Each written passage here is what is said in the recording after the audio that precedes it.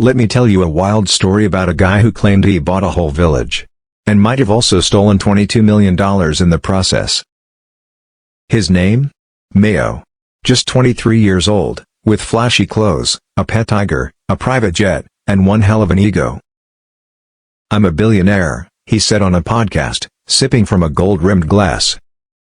"I bought a village with hot springs. You guys have hot tubs and apartments, I have a hot spring town."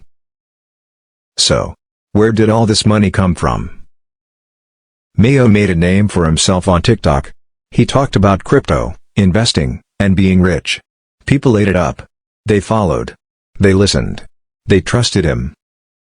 And then he and his friend Gabe had an idea. What if they sold their own NFTs? They made a slick website. Posted hype videos. Thousands of people bought in, thinking they just gotten early access to the next big thing. But then, poof. The project was abandoned. Mayo and Gabe allegedly sold off their shares, crashed the value, and vanished with the cash. $1 million. Gone.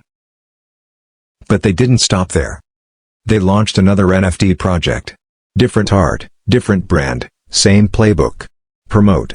Sell. Bail. Another $420,000. And again. And again.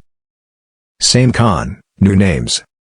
Sometimes they even hired actors to pretend to be the founders. No one knew it was Mayo and Gabe behind the scenes.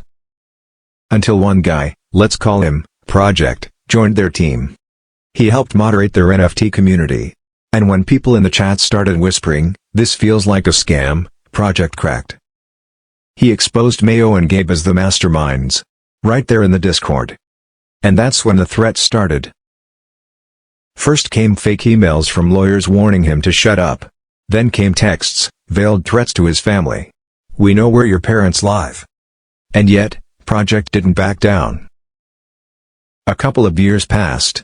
Mayo kept flexing on social media, claiming he dropped $7,000 on a lighter, $500,000 on a tiger. Eating raw chicken for power. He was turning into a parody of a rich guy. Until one day, bam! FBI. Arrested.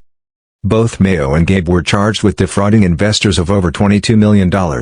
It became the biggest NFT fraud case in history. And the best part?